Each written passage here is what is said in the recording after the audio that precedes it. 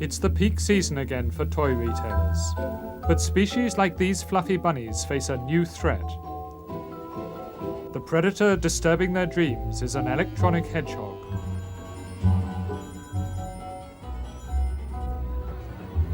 It's one of the new video games sweeping the youth market.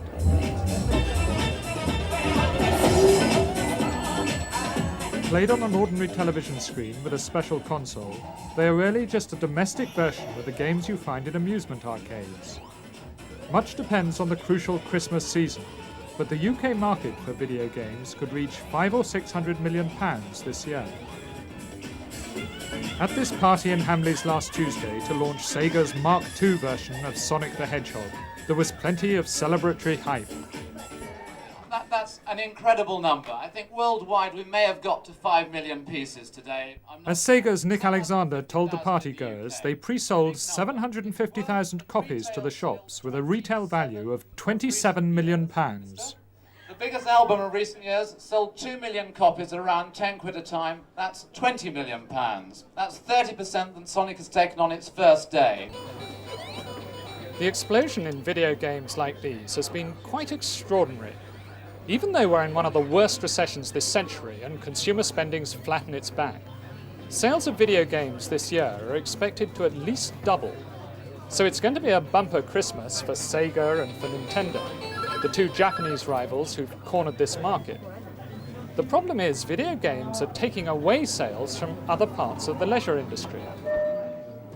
Here at Nintendo in Japan, Sega's bigger rival and creator of Mario the Plumber, profits are set to reach $1.3 billion this year. It'll make Nintendo the third most profitable manufacturer on the Japanese stock market, and a fierce competitor internationally. Toys have been first in the firing line. The impact the video game market has been having on other parts of the industry have been mainly in terms of the toy industry, and also to a lesser but increasing extent on the music industry. Recorded sales of music have remained reasonably flat if you look at leisure spend between 88 and 91. However, going into record shops, you can see that increasing shelf space is taken up by video game software. These games first started appearing in Britain's largest music retailer during the summer. They're now in about 180 of their 300 stores. Relative to the music market, it's already half the size, so it's a big market. It's the sort of market that our customers are interested in, particularly these teenagers who are interested in exciting, innovative products. With the recession taking its toll and the teenage population falling, this competition from video games comes at a bad time for the record industry. Despite rapid growth in compact discs, music sales have been stagnating in money terms and falling in volume.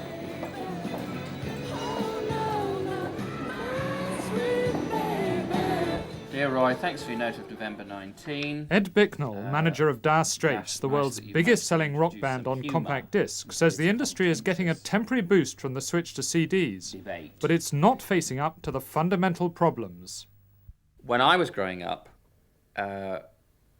buying records by the Beatles, for instance, or Elvis, was a big event. I mean, you waited till that new Beatles record came out and you rushed off to the shop and you bought it and you took it to school and you played it to your mates and all the rest of it. With kids rushing out to spend their money on records by groups like the Beatles, it was boom times for the music industry. Buying and listening to music was quite simply one of the main things to do. But times have changed.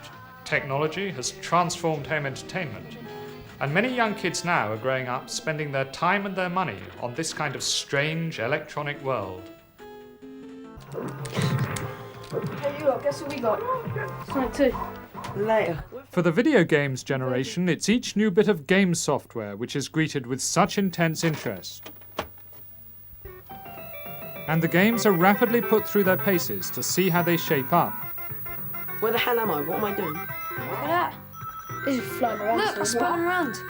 Oh, no, I had to fly. Look, I've got 3 tails. Look, and look how I get all coins. Look. Nowadays, it's a stronger youth culture than rock and roll is. I think that rock and roll has become very, very bland and faceless music on the whole, and I think video games has captivated that sort of an audience looking for something, and it's captivated them with the interactive side of it, with the whole sensory experience of, you know, colour, sound, gameplay, everything like that. We do have a problem in the music industry, and in a sense I'm part of it, which is that the majority of people who are controlling it are probably now in their 40s or 50s. And maybe it's it's just a simple, straightforward thing that people don't understand the psyche, if you like, of a 12, 13, 14-year-old. 42-year-old John Preston, who runs both RCA and Arista, insists record companies are mostly staffed by young people, and he denies the industry's lost out to video games. I don't believe that it is right to say that we've missed out. Clearly there are opportunities that we ought to be sharing in, and that is something that we need to look to as an industry for the future.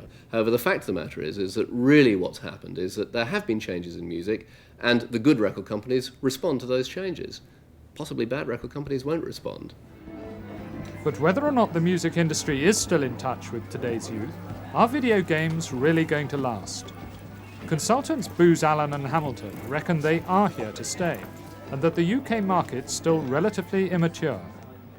1 in 3 households in the United States have video game consoles. In England at the moment, you've only got 11% penetration, so approximately 1 in 10 households have a video game. There's obviously great growth potential in the English market if you compare it to the States. Sega claims there's big potential among adults, and one of the fastest growing parts of its market now is 20 to 45-year-olds. However, even Sega admits growth cannot continue at present rates. Our feeling is that for next year the market will grow maybe another 50% on this year. We really see that the whole industry converging, I mean, off the back of CD as being a medium that all these products will be based on. And so we see ourselves moving into the mainstream of consumer entertainment, and really our competitors will be record companies and video companies and consumer electronics companies. And who's going to win out? I think that's very, very hard to say. I mean, there are a lot of very big players there, but it's going to be a very interesting battle. The video games companies bring technological skills to their business, which the music business doesn't necessarily have. But technological skills are more easily learned than the skills of creating stars. And that's the business that we've been in. And clearly, with the success of individual games and individual items, that's about building stars. That's our business. Already the divisions in the entertainment industry are becoming blurred. The Sonic launch wasn't just for a video game. There's a Sonic record, and this video of the record of the game. And the battle's on to secure maximum commercial advantage in this converging marketplace.